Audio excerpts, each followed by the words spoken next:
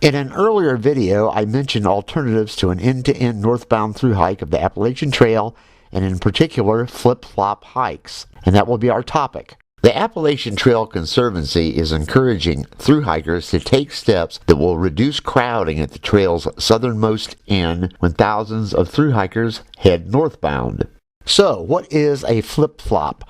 On a flip-flop, the hiker walks a long section of the AT and then travels to another spot on the AT and finishes the rest of the trail from there. The ATC's website has a page on flip-flops and other alternative routes, and the link is in the description. As I record this in January 2016, that page has changed a couple of times, and it might change some more. At the moment, it lists several options, and not all avoid the crowds on the trail's southern end. It includes 3 options listing a start in the middle of the AT, heading straight to Maine, and those are the ones I'll talk about. Each one of the 3 would avoid the crowds at the trail's southern end. One, in particular, a start at Harpers Ferry, West Virginia, has one big advantage, and all the options have a disadvantage we'll also get to. So what's the advantage of heading north from Harpers Ferry?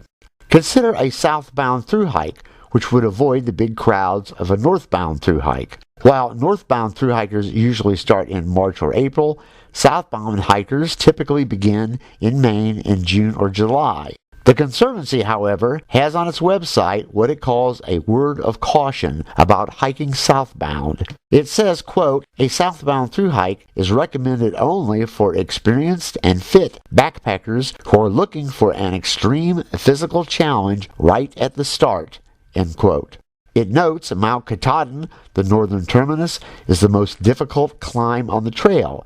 It's soon followed by the 100-mile wilderness, the most remote section of the trail. But we must remember that if the northern end of the AT is rough, the southern end can be equally rough. In the description is a link to the elevation profile of the entire AT with North Carolina highlighted in black. Take a look at the link and you'll see how bad the climbs are there. They're pretty bad. That part of the graph includes the section of the AT that runs along the North Carolina-Tennessee border. If North Carolina has any advantage, it's that civilization is close to the AT more frequently than in Maine. To elaborate, the Harpers Ferry option I'm talking about would involve heading north to Maine, then traveling back to Harpers Ferry, and then hiking south.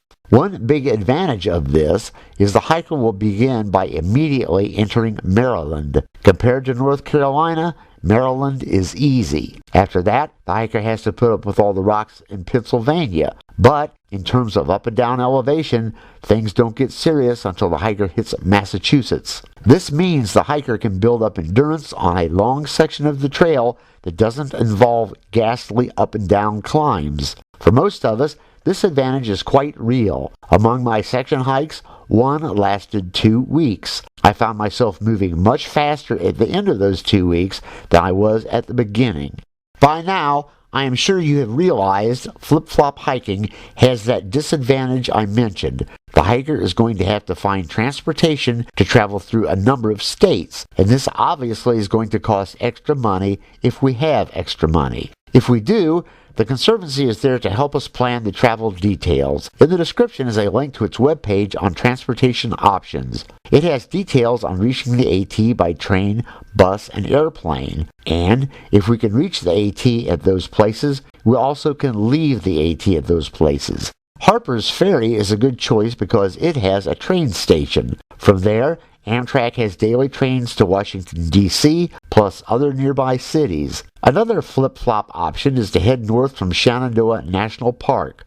The ATC notes it's a good option if you want to start in April, and the train in the SMP is as easy as Maryland. But once you head north from the park, you'll be in the section that contains the roller coaster. As I have said earlier, some people get all riled up about the roller coaster, but I didn't think it was that bad. Either way, virtually everyone who has hiked both will say the roller coaster is not as easy as Maryland.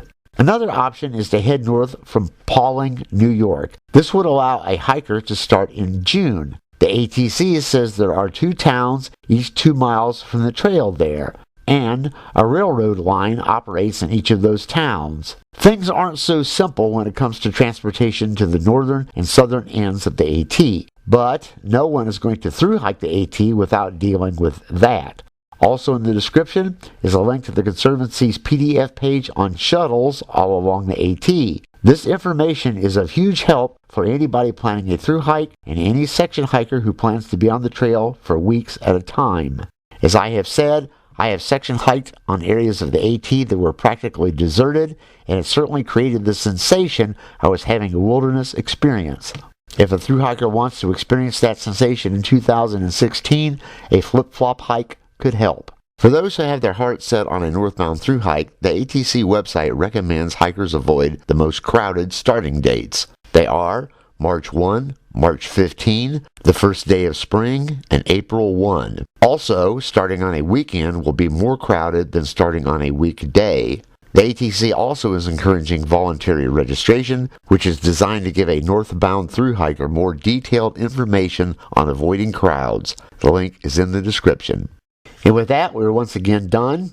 I'd like to give a big thanks, as always, to my subscribers. If you have not yet subscribed, it would be very much appreciated if you would. And as always, thanks a million for watching.